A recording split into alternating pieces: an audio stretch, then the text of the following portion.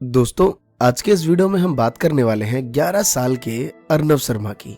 जी हाँ दोस्तों, जिसका आईक्यू लेवल आज की डेट में दुनिया में सबसे ज्यादा है।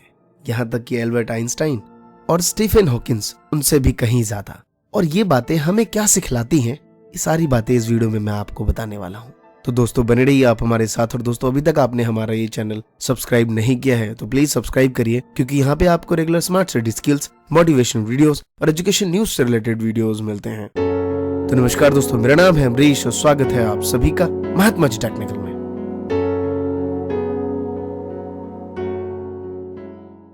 तो दोस्तों, मैं सबसे पहले आपको ये बातें बता दूं कि मेंसा एक एग्जाम है जो कि आईक्यू लेवल टेस्ट करता है पूरी दुनिया में, जिसे वैज्ञानिक और वकील लांसलॉट लियोनिस वेयर और ऑस्ट्रेलियाई बैरिस्टर रोनाल्ड वेरिल ने 1946 में ऑक्सफोर्ड में इसकी स्थापना की थी, जिसमें इस बार अर्नव शर्मा, जो कि सिर्फ 11 वर्ष के हैं, उन्होंने 162 मार्क्स लाके एल्बर्ट आइंस्टाइन हॉकिंस से भी 2 नंबर ज्यादा, इनफैक्ट उनके भी 160 थे, तो उनसे कहीं ज्यादा मार्क्स लाके अपने आप को यह प्रूव कर दिया है कि वो दुनिया के सबसे ज्यादा बुद्धिमान व्यक्तियों में से एक है। और मीडिया रिपोर्ट्स के मुताबिक उन्होंने बताया कि उन्होंने इसके लिए ज्यादा पढ़ाई भी नहीं करी थी और सिर्फ 2.5 घंटों की मेहनत से उन्होंने एग्जामिनेशन पास किया। बहुत ही डिफिकल्ट होता है, जो कि पूरी दुनिया में आज मनाया जाता है।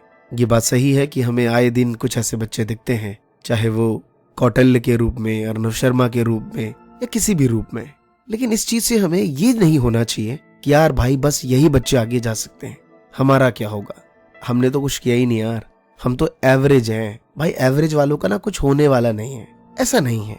टीवी सीरियल्स देखता था तो मुझे याद है, जब मैंने एक डांस इंडिया डांस करके कोई शो था, उसमें एक बच्चा आया था और उसने माइकल जैक्सन का ऐसा डांस किया, बड़े बड़ों की हालत खराब हो गई।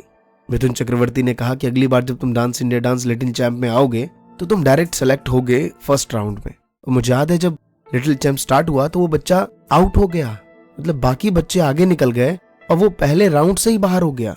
तो ये जरूरी नहीं कि आपका आईक्यू लेवल बहुत हाई है तो दुनिया में सिर्फ वही बच्चा आगे जा सकता है, आप नहीं, ऐसा बिल्कुल भी नहीं। मैं आपको एक छोटी सी स्टोरी बताता हूँ कि जब एडिशन साहब बहुत छोटे थे, तब स्कूल के टीचर ने उनके पॉकेट में एक पर्ची रखी और उनसे कहा कि तुम इसे खोलना मत, अपनी मॉम को जाके देना। उन्होंने सीधा अपनी जाके मॉम को दिया और मॉम ने पढ़ा तो उन्होंने पूछा कि मॉम इसमें क्या लिखा हुआ है। तो उन्होंने कहा कि तुम्हारे टीचर ने तुम्हारी बहुत तारीफ लिखी है कि तुम्हारा बेटा बहुत इंटेलिजेंट है, बहुत बुद्धिमान है, हम इसे स्कूल में नहीं पढ़ा सकते, ये इतना इंटेलिजेंट है, अब आप इसे घर पे ही रह के पढ़ाइए। और उनकी मॉम ने उसे खुद से पढ़ाया और आज उनके नेम पे हजारों से कहीं ज्यादा पेटेंट्स हैं जो उन्होंने खुद इन्वेंट किया है। उस पर्ची में यह लिखा था कि आपका बेटा सही से बोल नहीं पाता, सही से समझ नहीं पाता, इसीलिए हम इसे स्कूल में नहीं पढ़ा सकते, आप इसे घर पे ही पढ़ाइए। तो दोस्त, ये जरूरी नहीं कि आप बचपन में कैसे थे, अब कैसे हैं, आगे कैसे होंगे, ये जरूरी नहीं है। अगर शायद उस बच्चे को ये बात उस टाइम बता दी जाती तो आज उसके नाम पे हजारों पेटेंट्स नहीं होते और दुनिया के महान साइंटिस्ट में उसका नाम नहीं लिखा जाता, और आज हर बच्चे के मुंह पे वर्ल्ड वाइड एडिशन एडिशन नहीं गूंजता। सिर्फ इस माँ ने एक वर्ड छुपा लिया और उस चीज को सही वे में प्रेजेंट किया। तो कभी भी यार ये चीज मत सोचिए कि वो आगे निकल गया या वो इस लेवल का है तो वही बच्चा आगे बढ़ सकता है। बहुत अच्छी बात है कि कौटिल्य या फिर अर्नव, ऐसे बच्चे, बहुत अच्छी बात है, देश का नाम रोशन करेंगे। लेकिन यार हम भी कर सकते हैं, ऐसा नहीं है, बस जो चीज कर रहे हैं उसे करते रहिए।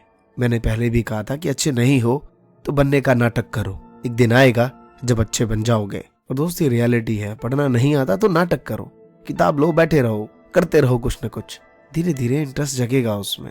या फिर आप किसी भी प्रोफेशन में हो सकते हैं, बहुत फर्क पड़ता है मेरे भाई। मैं अपना एक्सपीरियंस बता दूं कि जब मैं पहली बार मैंने रिकॉर्डिंग करना स्टार्ट किया बोल के, मुझे बहुत प्रॉब्लम होती थी। शायद कभी ऐसा मौका आएगा जब मैं अपनी कोई पुरानी क्लिप दिखाऊंगा आपको, शायद हंसी बहुत आएगी आपको, लेकिन अब यूज टू हो गया है, अब उस चीज को फ्रीली मैं बोल पाता हूँ। क्यों? क्योंकि मैं लगा रहा इस चीज में। मुझे याद है, जब मैं पहली बार पढ़ा रहा था फर्स्ट ईयर के स्टूडेंट्स को तो मेरे हाथ कप रहे थे। अगर शायद मैं उस टाइम छोड़ के चला जाता अपने घर तो आज इस पोजीशन पे नहीं होता। तो लगे रहिए, कंटिन्यूटी बहुत बड़ी चीज होती है और कंसिस्टेंसी।